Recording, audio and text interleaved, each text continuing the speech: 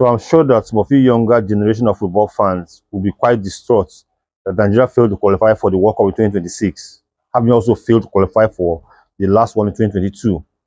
But some of us who are the older generation folk, there were a time we missed 4 consecutive World Cups, and it was bad enough. Now I'm going to tell you today some of the things that ensured Nigeria failed to qualify for those World Cups. My name is China Ikoreman Acheru, and I'm Nigeria's #1 storyteller. So in 1977, a team coached by Faratiko was cruising to the World Cup. We had a game against Tunisia in the final group stage.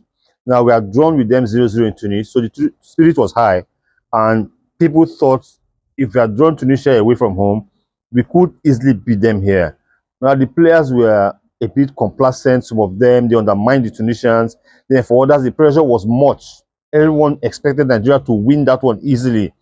Now, the Nigerian Football Association, in all its glory and all its wisdom, thought there will be a large turnout. How can we reduce the amount of people that come in on the eve of the game? They increased the ticket prices for the game.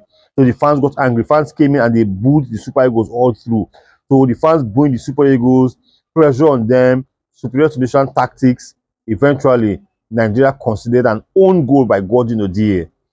And that was how Tunisia beat Nigeria 1-0 and qualified for the World Cup. But fair play to Tunisia, they qualified for the World Cup, beat Mexico 3-1, and became the first African team to win a game at the World Cup. 1982 World Cup qualifiers. In 81, Nigeria was to play a home and away clash against Algeria. Remember, we had beaten Algeria 3-0 in the AFCON final 1 year earlier. So Nigeria felt we beat them 3-0 a year earlier, we should beat them easily. But there was pressure on the coach, Otto Gloria, to recall some retired players who had retired after the AFCON in 1980. One of such retired players was Christian Chukwu. He had left the national team. He was back to Rangers, player coach responsibility. And Chukwu was brought back to the team to take the place of Stephen Keshi, who had helped the team up to that point. Now, it was a poor Nigerian team on the day. The third legs that were brought back to the team could not really meet up with the pace of the Algerians. And Nigeria lost 2-0 in Lagos and 2-1 in Algeria. And that was how we failed to qualify for the World Cup in 1982. Fair play again to Algeria. Algeria went to the World Cup, beat Peru 3-2, beat West Germany 2-1, became the first African team to win 2 games at the World Cup, became the first African team to beat a European team at the World Cup. In 1986, for the World Cup in Mexico, with Chris Udemezue as coach of the Super Eagles, Nigeria was cruising to the World Cup.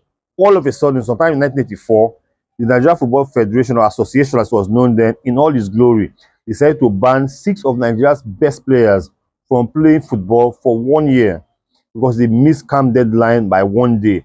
Now, players like Stephen Keshi, Sunday Boibe, Brighton Mokaro, Henry Wosu, Humphrey Double, Wilfred Abonivare, they are given 1 year ban from football because they missed camp by 1 day.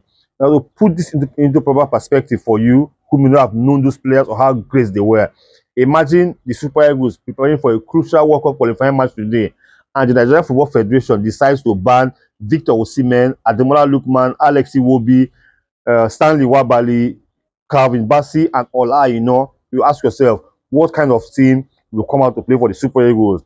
Eventually, in the double header against Tunisia, Nigeria managed to score a 1-goal win against Tunisia in Lagos, scored by Okeyesima, and lost the second leg in Tunis by 2-0. And that was how Nigeria failed to qualify for the World Cup in 1986. Now, in 1990, a lot of things happened. With the team being coached by Paul Hamilton, there was a coaching change at the last minute where Paul Hamilton was eased out for Clement Westerhoff. And of course, that kind of upset the team chemistry a bit. Then again, 2 weeks to a crucial game against Cameroon, a player, Samuel Okwaraji, slumped and died on the pitch. Players lost morale to play. Then again, there was a shock 2-1 loss to Gabon earlier in the race. And it was after Nigeria beating Cameroon 2-0 in Ibadan. So Nigeria was cruising until that 2-1 loss to Gabon in Libreville and the death of Samuel Okwaraji against Angola in Lagos. So that game against Cameroon in Yaoundé, Nigeria needed to at least draw that game to qualify for the World Cup in 1990. So Nigeria lost 1-0, courtesy of an Oman Biyik goal. And that was how Cameroon went to the World Cup. Fair play to Cameroon. They beat defending champions Argentina in the opening match.